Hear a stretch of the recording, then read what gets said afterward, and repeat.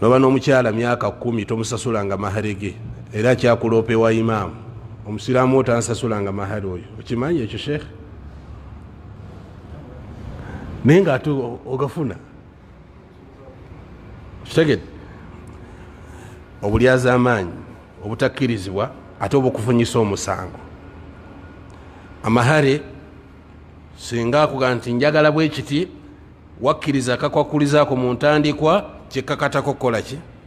singa walaba nga bijja kuba bizibu wandibadde obigaanirawo mu ntandikwa sente zonsabye ezo sijja zisobola nja kusobola 15,000 ze ziri mu busobozi bwange niye obukadde omeka kati akkirize oba akugobe 5 zitwale ewamu sizikkiriza kati obukwakuliza obwo tulina okuba abantu abegendereza ennyo ayinza okukugamba twaye bwogenda kuntwala naye njagala hijja njagala ki amala okutuuka awaka gwe kumpisa zo olaba nga hijja ekugyamu kuneeyisaayo kiba kikkakata kugikola okimukolera kubanga ebyaliwo muki mu ntandikwa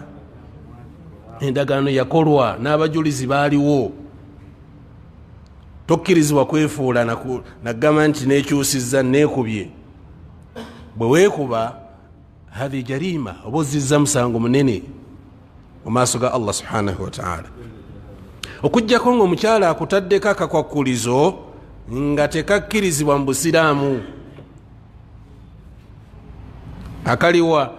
ogenda kumpasa naye omukyala oyo simusangawo oyo omukulu oyo simwagalamu bw'omugoba ngompasa oba tomugobye bireke okkirizibwa omugoba omukulu akakakulizo tekaliyo nabbi sallallahu alaihi wasallam yagamba la tasalu almar'a talaqa ukhtiha litastafrigha ma fi inaiha omukyala takkirizibwa kusaba mwami ate mukyala oli omulala yasigale nga akola ki yefunza wonna obukwakulizo tetubussa mu nkola newankubadde nga oyinza okuba nga wakakkiriza okitegedde tetukassa mu nkola lwaki tetukassa mu nkola kaawukanye ne kitaabullah kaawukanye n'ebigambo bya nabi Muhammad sallallahu alaihi wasallam